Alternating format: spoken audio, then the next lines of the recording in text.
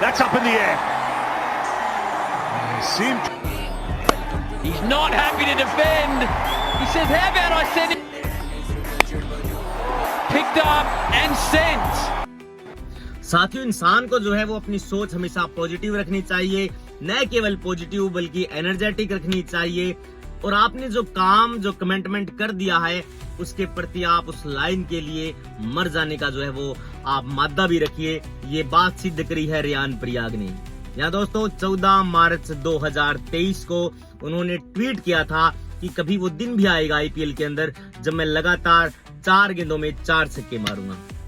और फाइनली वो 4 अप्रैल 2025 को वो दिन भी आ गया जब उन्होंने 4 ही नहीं बल्कि 6 गेंदों में 6 छक्के मारे। ये उनकी सोच का नतीजा था। हो सकता है उन्होंने 6 में 6 भी सोच लिया हो उसके बाद, क्योंकि उनको ट्रोल किया गया काफी 14 मार्च 2023 के बाद कि वो दिन तो आया तो है नहीं, वो दिन हम कब देखेंगे, वो दिन कभी नहीं आएगा जब आप 4 गेंदों में 4 छक्के मारोगे। रियान पराग ने जवाब दिया है उन लोगों को जो उनके खिलाफ जो लोग बकवास करते थे, जो लोग जो है वो रीट्वीट करते थे। डेफिनेटली रियान पराग ने राजस्थान रॉयल की तरफ से खेलते हुए उन्होंने केकेआर को 6 गेंदों में 6 छक्के मारे। युवराज सिंह के बाद ये कारनामा उन्होंने किया है, लेकिन युवराज सिंह तो मान लीजिए उन्होंने तो अंतर्राष्ट्रीय क्रिकेट में किया है, लेकिन रियान पराग ने भी कमाल कर दिया इस लड़के ने। उन्होंने लगातार 6 गेंदों में 6 छक्के मारे और अपना ट्वीट उन्होंने पहले कर दिया था कि कभी वो दिन भी आएगा आईपीएल के अंदर जब मैं लगातार 4 छक्के मारूंगा। तो दोस्तों, आप हमेशा अगर पॉजिटिव रहोगे, अपनी सोच को जो है वो एनर्जेटिक रखोगे, तो डेफिनेटली आप मान करके चलिए। अगर आपने कभी सोचा होगा कि मुझे दिल्ली जाना है, तो आप ऐसा तो है नहीं कि मनाली चले जाएंगे या फिर आप जो है वो जैसलमेर चले जाएंगे। आपने ये सोचा होगा जिंदगी के अंदर कि मुझे दिल्ली जाना है और उसके अकॉर्डिंग ही आप सोचते हैं, आप मेहनत करते हैं, काम करते हैं, तो आपको अपना लक्ष्य मिलता है, क्योंकि आप उसके अकॉर्डिंग ही चलते हैं। तो दोस्तों, अपनी सोच को जो है वो पॉजिटिव रखिए। राजस्थान रॉयल की तरफ से कप्तानी करते हुए रियान पराग ने 6 गेंदों में 6 छक्के मारी है।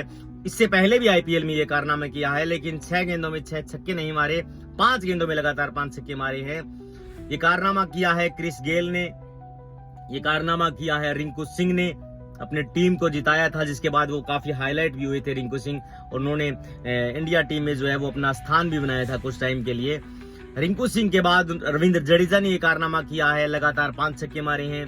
तेवतिया ने छक्के मारे हैं, लेकिन रियान पराग ने ट्वीट करके छक्के मारे हैं। यानी कि उन्होंने 2 साल पहले कह दिया था, 3 साल पहले, कि मैं जो है यार 4 गेंदों में 4 छक्के मारूंगा, और उन्होंने 6 गेंदों में 6 छक्के मारे हैं।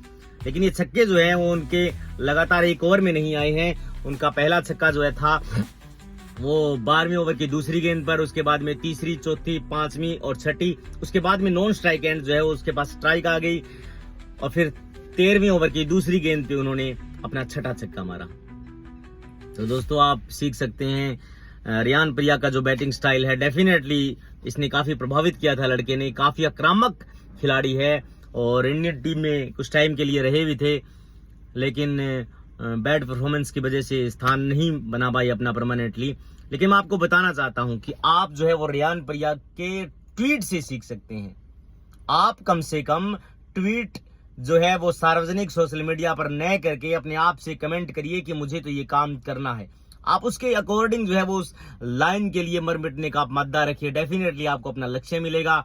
इसलिए मिलेगा क्योंकि जो वातावरण है उसके अंदर इतनी ऊर्जा है कि वो आपके लक्ष्य को आपसे मिलाने के लिए दिन रात एक कर देती है, पूरी मेहनत करती है।